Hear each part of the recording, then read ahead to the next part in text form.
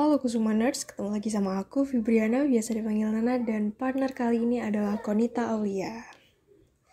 Hai Kusumaners, ketemu lagi sama aku Nita. Oke Nita, jadi di episode sebelumnya kita sudah membahas mengenai pengelolaan stres pada masa pandemi dengan cara berkebun, atau yang biasa disebut dengan garden therapy. Dan di akhir pembahasan juga sempat menyinggung mengenai tanaman obat dan cara menanamnya. Di episode ini nih, kita akan membahas seputar pengelolaan tanaman obat keluarga atau yang biasa disebut dengan toga agar memiliki nilai ekonomis. Wah, menarik banget ya, Nak. Iya dong, menarik.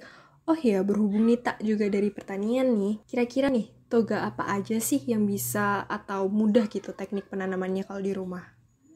Oke, kalau misalnya tanaman obat itu kan macam-macam jenisnya. Ada yang bentuknya pohon, kayak misalnya pohon mahkota dewa, jeruk nipis. Nah, itu kalau misalnya lahan di rumah itu sempit, itu agak susah ya, karena kan butuh space yang luas. Nah, cuman kalau tanaman obat yang hasil produknya itu dari rimpang, misalnya jahe, kunyit, lengkuas, kencur. Nah, itu bisa banget ditanam di rumah. Gitu ya. Kalau cara penanamannya gimana sih Nita? Apakah bisa dijelaskan? Caranya itu pertama kita, pilih rimpangnya, yang pasti rimpangnya harus yang masih bagus ya, yang bebas dari penyakit gitu. Terus juga harus yang masih bernas, maksudnya, nggak kosong gitu loh. Terus habis itu kalau udah dapet rimpangnya kita potong. Nah, cara motongnya itu, mmm, dibagi jadi beberapa buku. Misalnya dari satu buku itu kan biasanya ada satu calon tunas, yang dia tuh dicirikan dari adanya tonjolan. Nah, itu dipotong. Terus habis itu kalau udah, nanti bisa ditanam dan juga jangan lupa untuk disiram gitu. Oke, menarik banget nih. Ini kalau dihubungkan dengan kondisi di masa pandemi gini, toga ini sebenarnya banyak banget fungsinya nggak, Nit? Salah satunya itu buat boosting imunitas kita tanpa perlu asupan bahan kimia. Oh iya bener, Nak. Kira-kira ada nggak sih data yang nunjukin nih dominasi konsumsi tanaman obat di Indonesia? Oke, jadi menurut Kementerian Perdagangan nih, dominasi konsumsi tanaman obat di Indonesia sendiri didominasi oleh jahe, dilanjutkan kemudian temulawak, kunyit, dan juga kencur. Di tahun 2007 itu konsumsi jahe bisa mencapai 5.000 ton per tahun, lalu kapulaga 3.000 ton per tahun, temulawak 3.000 ton per tahun, ada sebanyak 2.000 ton per tahun, kencur 2.000 ton kering per tahun, kunyit 3.000 ton kering per tahun, serta 1.500 ton basah per tahun.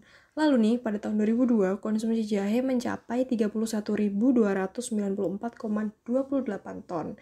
Nah, dari jumlah tersebut, 69,2 digunakan untuk konsumsi rumah tangga, 13,4 digunakan untuk industri obat tradisional, dan 17,44 dikonsumsi oleh industri kecil obat tradisional.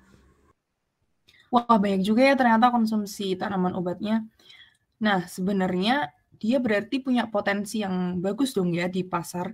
Iya nih, terlebih berdasarkan tradisi Jawa, tanaman obat ini juga biasa dimanfaatkan sebagai bahan baku pembuatan jamu, juga sebagai pelengkap bumbu masakan gitu.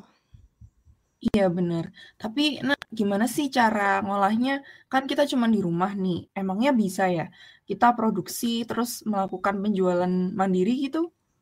Oh bisa, tanaman yang tadi sudah disebutkan itu bisa dijual dalam bentuk bubuk.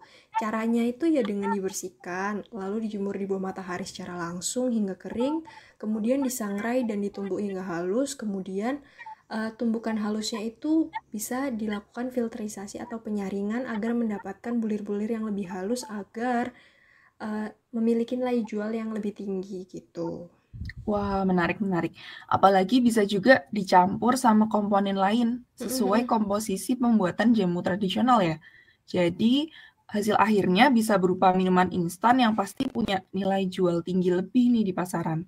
Bener banget nih, Tak. Dan saat ini tuh makin mudah gitu buat masyarakat melakukan penjualan secara mandiri melalui e-commerce, juga melakukan teknik penjualan melalui media sosial dengan beragam model pengemasan yang tentunya akan menarik pembeli untuk membeli produk yang diproduksi tersebut. Wah, ide bagus, ide bagus. Ternyata garden terapi atau pengelolaan stres dengan cara menanam, berkebun gitu, selain bisa ngurangin stres, ternyata bisa juga ya ningkatin kesejahteraan. Bener banget nih, Tak. Gimana nih? Menarik kan? Gimana Kusmaners? Semoga bisa dicoba di rumah nih ya.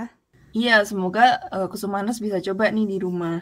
Mungkin cukup sekian dulu ya kita ngobrol-ngobrol tentang toga kali ini. Oke, sampai jumpa di lain waktu Kusmaners. Bye. Bye.